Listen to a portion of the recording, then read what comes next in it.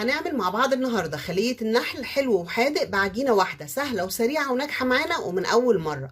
نص كيلو دقيق هضيف عليه معلقة كبيرة خميرة، معلقتين كبار سكر، معلقة صغيرة من البيكنج باودر ورشة ملح.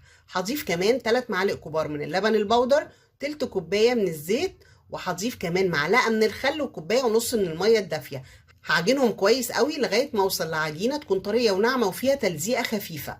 هغطيها وهسيبها تخمر نص ساعة. بعد ما العجينة خمرت وتضاعف حجمها هقطعها ل40 قطعة، وزن القطعة تقريبا 25 جرام. هاخد 20 قطعة منهم وهحشيهم بالجبنة وهرصهم في صينية دهنها دهنة سمنة كويسة، وال20 التانيين هحشيهم بالنوتيلا وهرصهم برضو في صينية من صواني الفرن، وهغطيها تخمر كمان 10 دقايق. وبعد كده هدخلها على فرن سخن درجة حرارته 200 لغاية ما تستوي. وأول ما بتخرج من الفرن ممكن ألمعها بمعلقتين من السيرب أو عسل النحل، واللي بالجبنة هلمعها